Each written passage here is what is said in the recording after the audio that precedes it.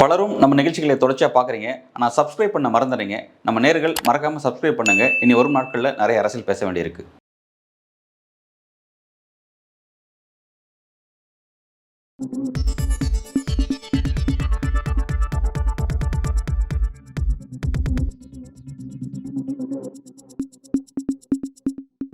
வணக்கம், இது news focus Tamil. இன்றைக்கு நம்முடன் அரசியல் பேசுவதற்காக மூத்த பத்திரிகையாளர் திரு SP லட்சுமணன் அவர்கள் இணைந்திருக்கிறார். சார் வணக்கம். வணக்கம். தமிழ்நாட்டோட அரசியல் கடந்த 50 ஆண்டுகள் அரசியல் அப்படிங்கிறது வந்து திமுக அணி வர்சஸ் அதிமுக அணி அப்படிங்கிற மாதிரி ட்ராவல் ஆகிட்டு இருந்துச்சு. இதுதான் பேட்டர்னாக இருந்துச்சு. 26 தேர்தல் அந்த பேட்டர்ன் மாற இருக்கா அப்படின்றதான் நீங்கள் எப்படி பார்க்குறீங்க சார்? அதே மாதிரி பேட்டர்னில் போக இருக்கா அல்லது 26 இல்லை, அதுக்கு முன்னாடி 2-3 தேர்தலே சீமானுடைய எமர்ஜிக்கு பிறகு அவர் ஒரு தனிநபராக யாருமே சரியில்லைன்னு ஒரு விமர்சனத்தை முன் வச்சுட்டு வந்த போது இதே விமர்சனத்தை விஜயகாந்தும் வச்சார். அப்பவே ஒரு இது தோணிடுச்சு அவங்களுக்கு. ஆனால் அதன் பிறகு எந்த 2 பேரும் நல்லவங்க இல்லைன்னு அவர் சொன்னாரோ அதில் ஒருவருடைய ஒரு கூட்டி வைக்கிற அளவுக்கு காலம் அவரை கொண்டு போய் சேர்த்துச்சு. அது அவருடைய உயர்வுக்கும் அவருடைய வீழ்ச்சிக்கும் அதுவே ஒரு புள்ளியாக மாறிடுச்சு. ஸோ அது இன்னொரு 2 தேர்தலுக்கு விஜயகாந்த் அப்படி தனிச்சிருந்தாருன்னா 3வது சக்தின்னு அவர் வளர்ந்துட்டு இருப்பார் நேரம். அதுக்கான உடல்நிலையும் சூழ்நிலையும் அவருக்கு அது கை கொடுக்கல. அந்த இடத்த சீமான் பிடிக்கிற அளவுக்கு ஒரு தனித்தே இது வரைக்கும் போட்டிட்டு வந்து தன்னுடைய ஐடியாலஜி தன்னுடைய ஸ்டைல்னு ஒன்று எஸ்டாப்ளிஷ் பண்ணிட்டார். 2% 3% ஆரம்பிச்சு இன்னைக்கு ஒரு 8% வரைக்கும் வாங்கி கட்சிக்கு அங்கீகாரம் வாங்குகிற அளவுக்கு அவர் வளர்ந்துட்டார். ஸோ அவரை ஒரு அணியாக அவரை பிடிக்காதவங்க கூட ஒத்துட்டு தான் ஆகணும். அவரும் ஒரு 3 அணி ஆல்ரெடி வந்தாச்சு. விஜயனுடைய வருகை ஒரு தேர்தலுக்குமே ஒரு சுவாரஸ்யம் இருக்கும், ஒரு சிக்னிஃபிகன்ஸ் இருக்கும்.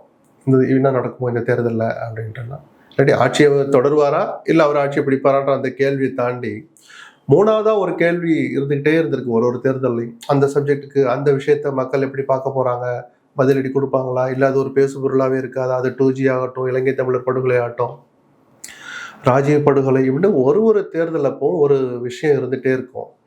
இப்போ அப்படி ஒன்றும் பெருசாக இல்லை. ஆனால் விஜயனுடைய வருகை என்கிற ஒரு அரசியல் சார்ந்த ஒரு கேள்வி இருக்கு. அவர் என்ன பண்ணுவார், என்ன பண்ண மாட்டார், யார் ஓட்டை காலி பண்ண போறார், யாரு காலை வார போறார், யாருடைய வெற்றிக்கு துணையா இருக்க போறார், இல்லை அவரே ஜெயிச்சு ஆட்சியில் வந்துருவாரா, அப்படி சொல்லிக்கிட்டு இருக்காரு, அது சாத்தியம்தானா அப்படின்னு அவரை மையப்படுத்திய கேள்விதான் 2026 முக்கியமான பேசு பொருளா இருக்குன்னு பாக்குறேன். ஓகே, ஒரு புதிய வரவு ஒரு இம்பாக்டை உருவாக்க போது அதை வச்சு தாக்கம் ஏற்படுத்த போது அப்படிங்கிறத டிஸ்கஸ் பண்றோம். ஒன்று இன்னொரு விஷயம் என்னன்னா சார், இப்போ வந்து திமுக அணிங்கிறது திமுக பிரதான கட்சி, பிரதான திராவிட கட்சி, திமுக அணி வர்சஸ் அதிமுக அணி அப்படின்னு இருக்கிறது. இப்போ இந்த முறை திமுக அணி வர்சஸ் பாஜக அணி அப்படின்ற மாதிரி டிஸ்கஷன் வருது. அப்படி இல்லை, அந்த டிஸ்கஷன் எல்லாம் தூக்கி தூரப்படணும். அது இயல்புக்கு மாறான டிஸ்கஷன், இயல்புக்கு மாறான கருத்து திணிப்பு. நாடாளுமன்ற தேர்தல் நடந்தா கூட பிரதமர் வேட்பாளர்ங்கிற முறையில் மோடி முன்னிலைப்படுத்தப்படுவாரே தவிர அணின்னு வர்றபோது அதிமுக தலைமையிலான அணி தான், திமுக தலைமையிலான அணி தான். பிஜேபி எங்க சேர்ந்தாலும் அதுக்கு பேர் NDA ஹெட்டட் பை ADMK தான். அப்ப கூட NDN தான் சொல்லணுமே தவிர நீங்க பிஜேபி அணின்னு சொல்றதுக்கு இங்க கிடையவே கிடையாது. அதுக்கு போன தேர்தலில் அவங்க தலைமையில் ஒரு அணி அமைச்சாங்க, பிஜேபி அணின்னு சொல்லிக்கோங்க. அதிமுக அல்லது திமுக போன்ற பெரிய கட்சியோடு கூட்டணி சேர்ந்து அவர்களுக்கு கீழான மரியாதை குறைவால எண்ணிக்கையின் அடிப்படையில் பலத்தின் அடிப்படையில் அவர்களுக்கு கீழே இருக்கிற பிஜேபி அணின்னு சொல்லிக்கிறது வந்து ஏதோ ஒரு சுய விருப்பத்தை பூர்த்தி செய்யறதா இருக்குமே தவிர அது நேச்சுரலான ஒரு வார்த்தையா இருக்காது. சரிதானா? ஸோ அந்த வார்த்தையே தப்பு. அதுபோல கடந்த தேர்தலில் வாங்கின ஓட்டு சதவீதத்தை வச்சுக்கிட்டு பிஜேபியோட வாக்கு வங்கி அப்படின்னு எதை வச்சு கண்டுபிடிச்சிங்க? அந்த கூட்டணியில பிஜேபி இருந்தாங்க, வாக்கு வங்கியை நிரூபித்த பாமக இருந்தது, வாக்கு வங்கியை நிரூபித்த அமமுக இருந்தது, பலாப்பழத்திலிருந்து 3 லட்சம் ஓட்டு வாங்கி காட்டுற அளவுக்கு ஒரு தனித்த ஒரு செல்வாக்கு இருந்த OPS இருந்தார், AC சண்முகம் இருந்தார், தேவநாதன் இருந்தார், இப்படி பல பேர் அதில் இருந்தாங்க. சரிதானா? ஏதோ பிஜேபி மட்டுமே போட்டிட்டு இத்தனை % ஓட்டு வாங்கின மாதிரி எங்களுடைய பலம் உயர்ந்திருக்குது, இந்த வலதுசாரிகள்னு சொல்லிட்டு டிவியில் உட்காந்து பேசுறவங்க எல்லாம் எங்களுக்கு சரிபாதி இடங்கள் வேணும், 3ல் 1 பங்கு இடம் வேணும். முதல்ல அந்த அளவுக்கு வளர்ந்துருக்கீங்களா? அப்போ தனித்த பிஜேபி சீமான் மாதிரி நின்று எங்களுடைய ஓட் பெர்சன்டேஜ் எவ்வளோ நிரூபிச்சுட்டு அதுக்கப்புறம் அதை பேசணும். அப்படி பேசினா அல்லது உங்கள் தலைமையில் இதே 24 தேர்தலே எடுத்துக்கோமே, அவர்கள் தலைமையில் ஒரு அணி அமைச்சாங்க, அது பிஜேபி அணின்னு நம்ம சொல்றதை யாருமே தடுக்க முடியாது. அதிமுக அணியில போய் சேர்ந்த பிறகும் அதுக்கு பேர் பிஜேபி அணின்னு சொல்றது அரசியல் சேஷ்டை. அவங்க சுய விருப்பத்துக்கு சொல்றாங்க. இது அவங்களுக்கு ஒரு வகையிலையும் பலனளிக்காது. அதிமுக தொண்டர் ரசிக்க மாட்டான். அதிமுக தொண்டர் ரசிக்கிறதெல்லாம் ஒரு வேலையா, அதெல்லாம் முக்கியமான அவன் மனசு கோணுச்சுன்னா உங்களுடைய வெற்றிங்கிறது சாத்தியமே இல்லை. அவன் எப்படி மனசு வந்து வேலை செய்வான்? Correct sir. இப்போ இந்த அணி இந்த கூட்டணி உருவாகி 2.5 மாசம் ஆகுது. 2.5 மாசம் ஜெல் ஆகலைங்கிறத பார்த்துட்டு இருந்தோம். ஆமா, அப்ப ஜெல் ஆக வேண்டிய வேலையை செய்யறதை விட்டுட்டு திரும்ப அந்த தலைவரை டீஸ் பண்றது, அவங்களோட அதிமுகவை சீண்டி பார்க்கிற அவமானப்படுத்துற வேலையை தான் பிஜேபி தொடர்ந்து செய்யறாங்க. தெரிஞ்சு செய்யறாங்களா, தெரியாம செய்யறாங்களா தெரியல. எடப்பாடியில மேல நானும் விமர்சனங்கள் வைக்கிறவன் தான் வேற காரணங்களுக்கு. உங்களுக்கு பிடிக்குதோ பிடிக்கல, இன்னைக்கு அதிமுக தலைமை பொறுப்புல இருக்கிற ஒரு எடப்பாடி தான். அதிமுக பெரிய இன்னைக்கு பலவீனப்பட்டு போயிருக்கலாம். இன்னைக்கும் திமுகவுக்கு மாற்றுங்கிற இடத்துல அதிமுக மட்டும்தான் இருக்கு. அந்த அதிமுகவுக்கு தலைமை பொறுப்பு வைக்கிற எடப்பாடிக்கு உரிய மரியாதையை கொடுத்தாகணும். அதிமுக பெரிய கட்சிக்கு மரியாதையை கொடுத்தாகணும். இந்த ரெண்டை பத்தி துளி கூட கவலைப்படாம நாங்கள் சரிபாதி இடங்களில் நிற்போம், இந்திரா காலம் மாதிரி வரணும், ராஜீவ்காந்தி காலம் மாதிரி நாங்க தான் 2 இடம், இதெல்லாம் சேட்டை பிடிச்ச வேலை. அது மாதிரி எடப்பாடி கிட்ட அவங்க விவாதிச்சாங்களா விவாதிக்கலையான்னு தெரியல. கூட்டணி ஆட்சி இவங்களே சொல்றாங்க, நாங்க பங்கு பெறுவோங்கிறாங்க. 2 பேரும் சேர்ந்து ஆட்சி அமைச்சாலும் அந்த ஆட்சியை நான் பிஜேபி அதிமுக ஆட்சின்னு சொல்ல மாட்டேன், பிஜேபி ஆட்சின்னு தான் சொல்லுவேன். அண்ணாமலை ஒரு பக்கம் சொல்றேன். இதெல்லாம் என்ன சார் வேலை? எப்படி சார் அதிமுக? நீங்க ஒரு அதிமுக தொண்டர்னு எடுத்துப்போம், இல்ல நானே எடுத்துக்கிறேன், எதுக்கு உங்களை போய் சொல்றேன்? நீங்க உங்களுக்குள்ள மனசுக்குள்ள வேற ஆசை கூட இருக்கலாம், என்னவே நான் சொல்லிக்கிறேன். நான் அதிமுக தொண்டை, நான் எப்படி ரசிப்பேன், நான் எப்படி முதல்ல ஓட்டு போடுவேன், நான் எப்படி பிஜேபி நிக்கிற தொகுதியில போய் நான் வேலை செய்வேன்? இப்படி சீண்டி பாத்தீங்கன்னா எடப்பாடி மேல உங்களுக்கு தனிப்பட்ட விருப்ப வெறுப்பு இருக்கட்டும். அதிமுக பொதுச் செயலாளர் அவருக்குரிய மரியாதை கொடுக்க வேண்டாமா? சரி, கூட்டணி ஆட்சியில பங்கு பெறணுங்கிறது உங்களுடைய உரிமை, உங்களுடைய தாகம், ஏக்கம், கனவு எல்லாத்தையும் நான் மதிக்கிறேன். அதை உட்காந்து பேசுனீங்களா? எங்க பேசுனீங்க? எடப்பாடி அதுக்கு ஒத்துக்கிட்டாரா? அவர் ஒத்துக்கலைன்னா இல்ல அப்புறம் பாத்துக்கலாம்னு சொன்னா எதுக்காக பொது வெளியில போட்டு இப்படி நீங்க டிக்ளேர் பண்றீங்க? கேள்வி, எத்தனை கேள்வி இருக்கு. அப்ப எப்படி ஜெல்லாகிறதுல அப்புறம் முதல்ல பிரச்சனை வராம பாத்துக்கிறதுக்கே பெரும்பாடா இருக்கு. ஆனா டெய்லி சீன்றாங்க. உங்களுடைய தோழமை அமைப்பான இந்து முன்னணி ஒரு மாநாடு நடத்துது, முருக பக்தர்கள் மாநாடுங்கிற பேர்ல போய் அரசியல் பேசுறீங்க. இவரும் சும்மா இல்லாம தெரிஞ்சோ தெரியாம நம்பி அனுப்பிச்சாரு, அவங்கள உட்கார வச்சுக்கிட்டே அதர்மத்தின் அடையாளமா அண்ணாவை காட்டுறீங்க. எப்படி சார் அதிமுக தொட்டம் ஏத்துப்பான்? இவ்வளவு பிரச்சனைகள் இருக்கு. இதெல்லாம் சரியாகாம ஜெல்லாகிறது, அப்புறம் இதெல்லாம் சரியாகாம நீங்க ஃபர்ஸ்ட் கியரே போட முடியாது. அப்பதான் எனக்கு ஒரு சந்தேகம் வச்சு, இவங்க நிஜமாவே இவங்க ஜெயிக்கணும் தான் இந்த கூட்டணி வச்சாங்களா, இல்ல எப்படியாவது திமுக ஜெயிக்க வச்சணும்னு பாக்குறாங்களான்னு அதுதான் பலரும் சார் யாருமே யோசிப்பான். இது எங்க கொண்டு போய் விடும்? திமுக நல்ல சுகபோகமா ஆட்சியில் மீண்டும் அமர்வதற்கு தான் அமித்ஷா தொடங்கி அண்ணாமலை வரைக்கும் வேலை செய்யறாங்களோன்னு எனக்கு ஒரு சின்ன சந்தேகம் இருக்கு. கொஞ்சம் காமெடியா கூட இருக்கும், பட் தவிர்க்க முடியல. இல்ல ஆக்சுவலா இது ஸ்ட்ராட்டஜிக் பிளண்டரா, அதாவது வியூகத்தை அமைக்க முடியாம தவறான வியூகத்தை கையில் எடுக்கிறாங்களா, அல்லது அப்படி எடுக்கும் போதே தவறா எடுக்கிற அளவுக்கு அமித்ஷா ஒன்னும் அரசியல் அறிவற்றவர் அல்ல. தடாலடி அரசியல பல நேரங்கள் அது வெற்றி கொடுக்குற அளவுக்கெல்லாம் பல வியூகங்களை வகுத்தவர் தான். தமிழ்நாட்டில் அவருடைய ஸ்ட்ராட்டஜி ஏனோ எடுபடாமையே போகுது. அப்ப அவர் தன்னை கொஞ்சம் மாத்திக்கிடணும், அல்லது பொது வெளியில ஏதோ சொல்லணும். தமிழ்நாட்டு அரசியலுக்கு சரி வருமா? நீங்க கூட்டணி ஆட்சிங்கிறத நான் சொல்றேன் இல்லையா, நியாயமான கனவு. யாரும் இப்போ விடுதலை சிறுத்தைகள் கேட்டாலும் காங்கிரஸ் கேட்டாலும் எங்களுக்கு ஆட்சியில பங்குன்னு கேட்டா அவங்களுடைய நியாயமான உரிமை எதிர்பார்ப்புன்னு நான் சொல்லுவேன். தேர்தலுக்கு முன்பாகவே அதை சொன்னால் மக்கள் அதை எப்படி பார்ப்பாங்கன்னு ஒரு கேள்வி. தேர்தலை வெற்றி பெற்றதுக்கு பிறகு பேச வேண்டிய காலம் சூழல் அமைஞ்சா வெளியே இல்லையே, நீங்க கேட்கணும்னு அவசியம் இல்லையே. சார் கூட்டணியில எங்களுக்கு நீ கேட்க வேண்டாம், அவர் தேடி வந்துருவாரு, தயவு செய்து எங்கிட்டும் போயிடாதீங்க. அது ப்ரீபோல் அலைன்ஸாவே இருந்தா கூட என்ன முடிவை எடுக்கிற உரிமை அந்த சின்ன கட்சிகளுக்கு இருக்கு. 15 இடம் நான் ஜெயிச்சு வச்சிருக்கேன், சரிதானா? எடப்பாடி அப்படி இப்படி ஒரு 105 இடம் ஜெயிச்சிடறாரு. எடப்பாடியோட நான் கூட்டணி வச்சிருக்கேன், என்கிட்ட 15 பேர், 105 + 15 சேர்ந்தாதான் 120 மெஜாரிட்டி வரும். 118 விட 2 கூட. அப்ப நான் என்ன பண்ணுவேன்? என்னை எப்படியாவது சேர்த்துங்கலாம், நான் கெஞ்ச மாட்டேன். எடப்பாடி என்னை தேடி அவர் எங்கிட்டு போக விட்டுறாதீங்க, அண்ணன் வந்துட்டு இருக்காருன்னு சொல்லு. எந்த அண்ணன்? 105 இடம் வச்சிருக்கிற அண்ணன் வந்துகிட்டு இருக்கிறாருன்னு சொல்லுன்னு என்னை பிடிச்சி வச்சிருப்பாங்க 2 பேரு.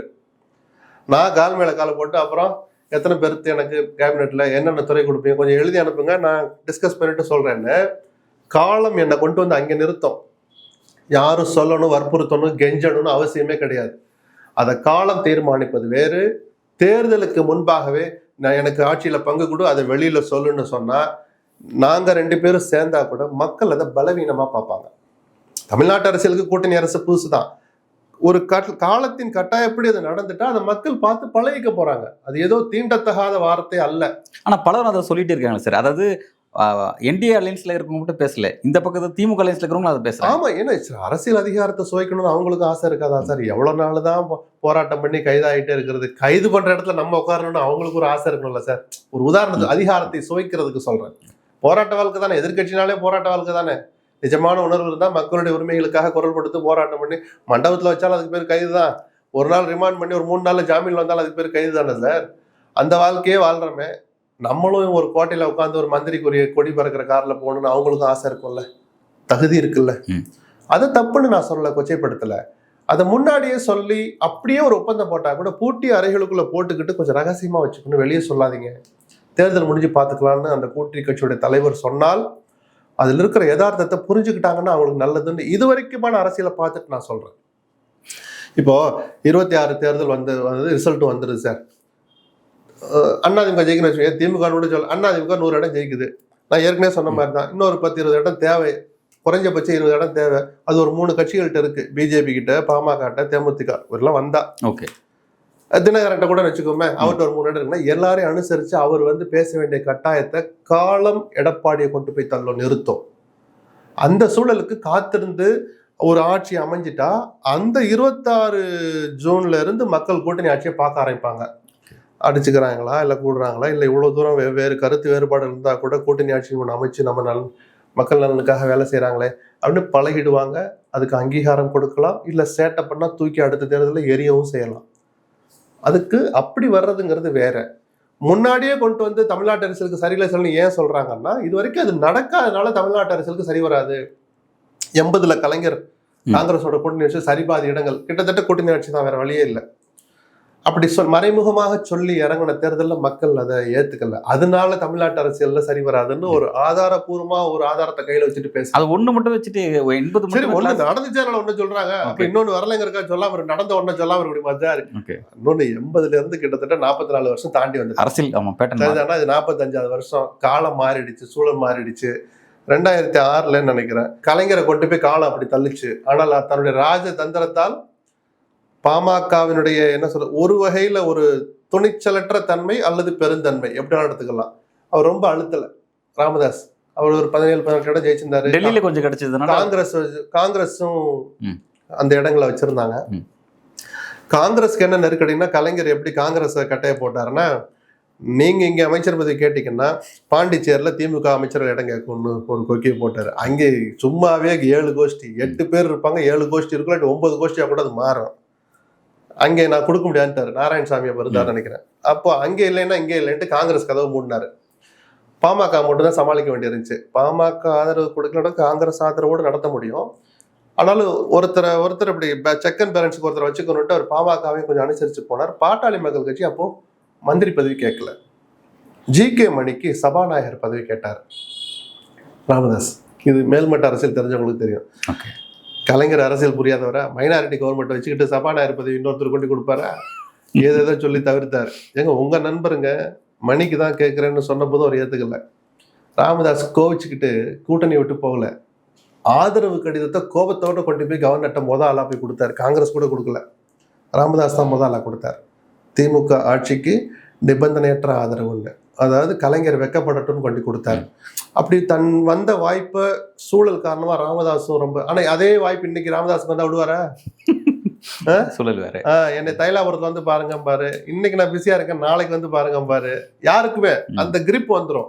இதை காலம் தீர்மானிக்கட்டுங்கிறதா பலருடைய கருத்தா இருக்கு. அமித்ஷா பேசின அந்த காட்டமான சில பேச்சுகளுக்கு எடப்பாடி பழனிசாமி இப்பதான் அந்த மௌனத்தை கலைக்கிற மாதிரி ஒரு விஷயத்த பேசியிருந்தாரு.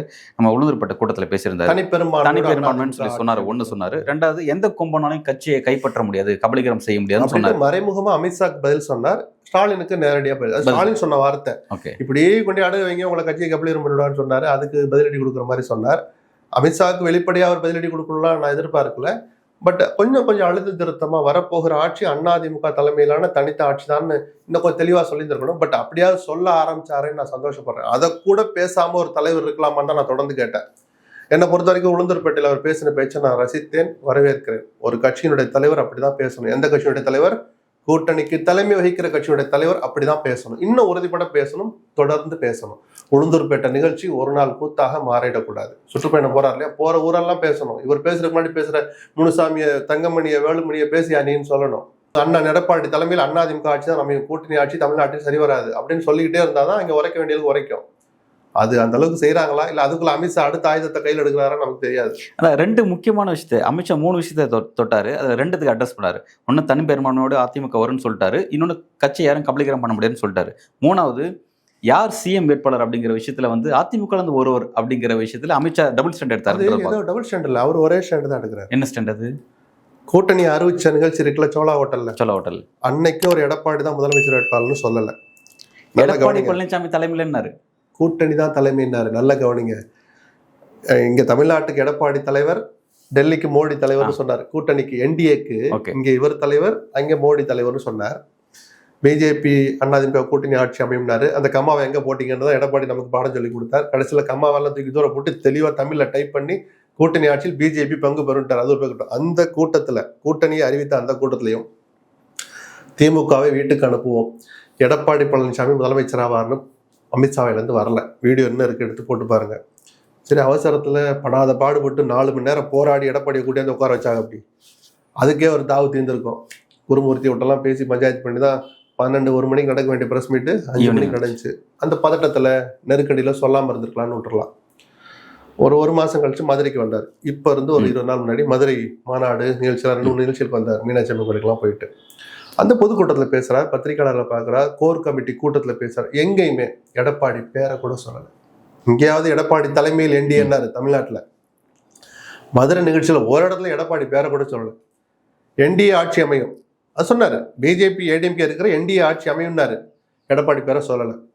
சரி, பேச்சுவாக்கில் சொல்ல மறந்துட்டாரா, இல்லை மொழிபெயர்த்த ஞாபகம் ஏதோ நடந்து போச்சு. இப்போ ஒரே நாளில் பிரபல நாளிதழ்களில், தமிழ் நாளிதழ்களில் ஒரு பக்கம் பேட்டி வச்சேன்.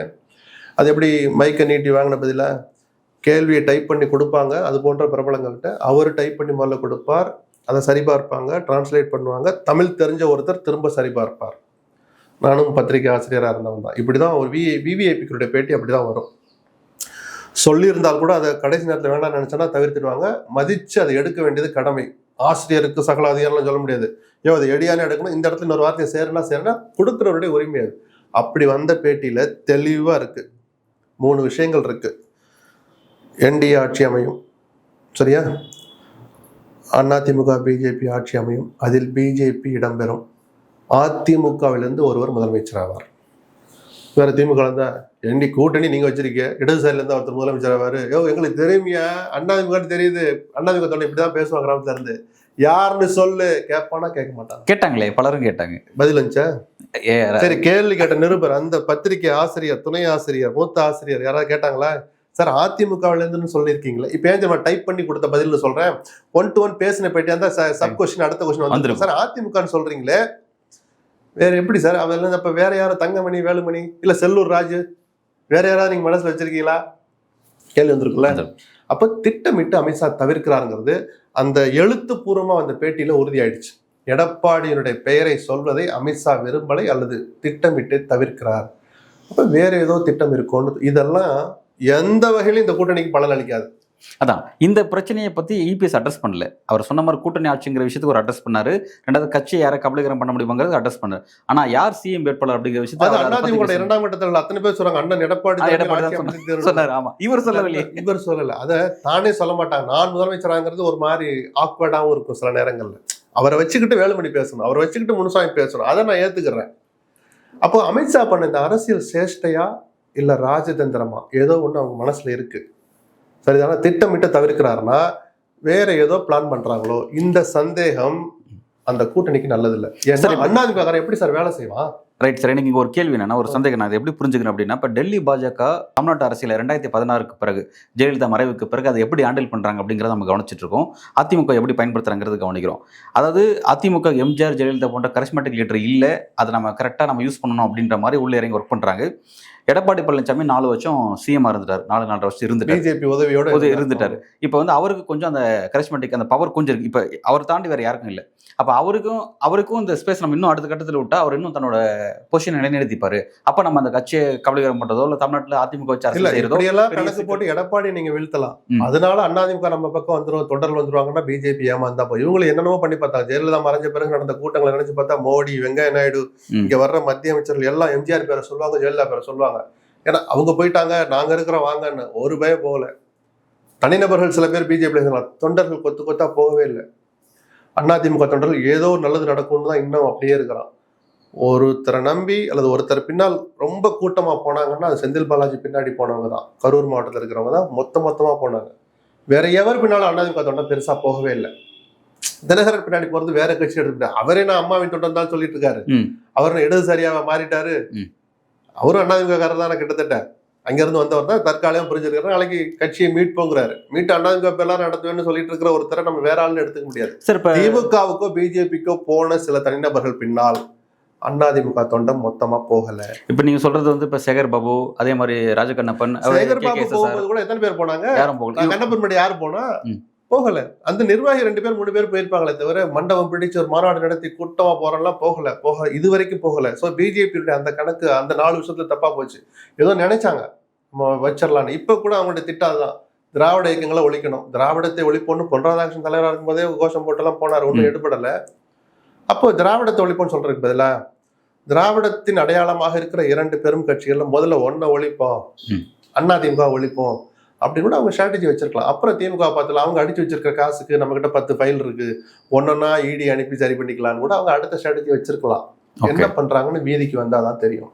அதை மனசுல வச்சுட்டு தான் வந்து இபிஎஸ் பேரை அழுத்தமா சொல்லாம தவிர்க்கிறாரா அமித்ஷா? அது ஒரு ஸ்ட்ராட்டஜியா இருக்கலாம். என்ன அவங்க மாற்று திட்டம் என்ன வச்சிருக்கான்னு எனக்கு தெரியல. இப்ப இபிஎஸ் இல்ல இந்த சொல்றதுக்கு அவர் வர மறுத்திருந்தால், இல்ல சார், சோழா ஹோட்டலுக்கு அவர் போக மறுத்திருந்தால் செங்கோட்டையன் லைம்லைட்டுக்கு வந்திருப்பாரு. ஏதோ ஒண்ணு அவர் வச்சு பிளான் பண்ணாங்கல்ல, அது மாதிரி ஏதாவது நடந்தாதான் நம்ம யூகம் பண்ண முடியும். இந்த பேட்டி வர அதே நேரத்துல தான் வந்து கோயம்புத்தூர்ல பேரூர் ஆதீனத்துக்கு வந்து மோகன் பகவத் வராரு. அங்க எஸ்பி வேலுமணி கலந்துக்கிறாரு நிகழ்ச்சி. வெளிப்படையா அது தெரியாம போயிட்டோன்னு அவங்க சொல்றாங்க. RSSக்கு நடக்குது. எப்படி சார் தெரியாம இருக்கும்? சாந்தலிங்க அடிகளாருக்கு நூற்றாண்டு விழா தான். அதே மாதிரிலாம் RSSக்கு நூற்றாண்டு விழா நடக்குதுன்னு அவர் கொஞ்சம் யோசிச்சு போயிருந்திருக்கணும். அவர் பிஜேபி கொஞ்சம் நெருக்கமா இருக்கிற ஆளு. போக்குவரத்தெல்லாம் இதே விஷயத்த தலைமை சொந்தத்து நடவடிக்கை எடுத்தாங்க. இதே மாதிரி இல்ல, அப்போ பண்ணும்போது கூட்டணி இல்ல. நம்ம அந்த வித்தியாசத்தையும் சொல்லி காட்டணும். கும்மிடிப்பூண்டி விஜயகுமார் பழைய எம்எல்ஏ வீதியில அப்படி நடந்துகிட்டே வந்தாங்களாம். மும்மொழி கொள்கை வேண்டாம், மும்மொழி கொள்கை வேணும்னு பிஜேபி சொல்ற அதோட கோரிக்கையை வச்சுக்கிட்டு வலியுறுத்தி கையெழுத்து இயக்கம் நடத்தினாங்க. அதான் நினைக்கிறேன். இப்படி போய்கிட்டு இருந்தா கையெழுத்து கடா போட்டேன்னாரு. அதெல்லாம் தப்புன்னு நீக்கினாங்க. தலைமை சுந்தரமும் அதே மாதிரி ஒரு நிகழ்ச்சியில கலந்துட்டு நீக்கினாங்க. அப்போ பிஜேபியோட கூட்டணி இல்லை, இப்போது இல்லை, எந்த காலத்திலும் இல்லைன்னு எடப்பாடி சவால் விட்டுருக்க நேரத்துல இந்த 2 நடந்துச்சு. பட் வேலுமணியும் கோயம்புத்தூர் மாநாட்டில் போய் மேடை ஏறும்போதும், முருகன் மாநாட்டுக்கு இந்த 3 பேர் செல்லூர் ராஜு, உதயகுமார் அன்கோ போகும்போதும் தோழமையோடு இருக்கிறாங்க. கூட்டணி உறுதியாயிடுச்சு. ஸோ 2க்கான சூழல் வித்தியாசம் இருக்கு. 2ஐயும் ஒப்பிட முடியாது. அப்படியே கூட்டணி இருந்தா கூட முருகன் மாநாட்டுக்கு ஆள் அனுப்பணுமான்னு கேட்டார் முனுசாமி. அங்கே போய் இப்படி அவமானப்படணுமா? அதர்மத்தின் அடையாளமா அண்ணாவை காட்டுறாங்களே, போலி திராவிடம்னு சொல்லிட்டு அண்ணா முகத்தை காட்டுறாங்களே. கலைஞர் விடுங்க, பெரியாரையும் சேர்த்து. முதல்ல அண்ணா ஏன் சொன்னா, அண்ணா பேர்ல கட்சி நடத்துறோம், அண்ணாவோட படத்தை கொடியில வச்சிருக்கிறோம், அந்த அண்ணாவை அதர்மத்தின் அடையாளமா காட்டுறேன். அந்த முருகன் மாநாட்டுக்கு எதுக்கு அனுப்பிச்சிங்க, யாரை கேட்டு அனுப்பிச்சிங்கன்னு முனுசாமி கேட்டார். அவர் உணர்வுள்ள ஆளுதான். முனுசாமி மேல வேற விமர்சனங்கள் இருக்கலாம். திராவிட உணர்வு மேலோங்கி இருக்கிற பொன்னையன், தம்பிதுரை மாதிரி ஆட்களுக்கு எல்லாம் இன்னைக்கும் அது உச்சத்துலதான் இருக்கும். எந்த சூழ்நிலை அவங்க எல்லாம் மாற மாட்டாங்க. அந்த உணர்வு தான் எதுக்கு மதுரைக்கு அனுப்பிச்சிங்க, எதுக்கு வேலுமணி போய் முருகன் சிலையை கொண்டு கொடுக்குறாரு RSS மாநாட்டுல அப்படின்லாம் சொல்லும் போதுதான் அவர் கொஞ்சம் மௌனமா சமாதானப்படுத்தினார். ஸோ 2க்கும் வித்தியாசம் இருக்கு. அதை இனிமேல் அந்த தவறை செய்ய மாட்டாங்கன்னு நான் பாக்குறேன். இன்னொரு இந்த மாரியாத்தாளுக்கோ காளியம்மாளுக்கோ மாநாடு நடக்க போதாமே, அடுத்து எடப்பாடி அனுப்புவார, போய் வேலையை பாருங்க, ஒரு தடவை அனுப்பிட்டு நான் பட்ட பாடும்பாரு.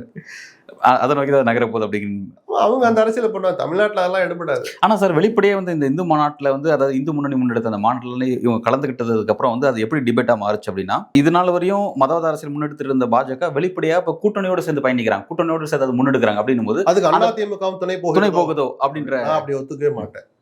அப்படின்லாம் அந்த அரசியல ஒரு காலமும் அதிமுக செய்யாது. அது இங்க எடுபடாதுங்கிறது என்னை போன்ற சாதாரண ஆளுக்கே தெரியற போது அரசியல் புரிஞ்சு அவங்களுக்கு தெரியாத ஆட்சி அதிகாரத்துல இருந்தவங்க இப்ப இருக்கிற எல்லாருமே கிட்டத்தட்ட 40-50 ஆண்டுகள் அதிமுக பயணிக்கிறவங்களுக்கு எப்படி சார் தெரியாம இருக்கும்?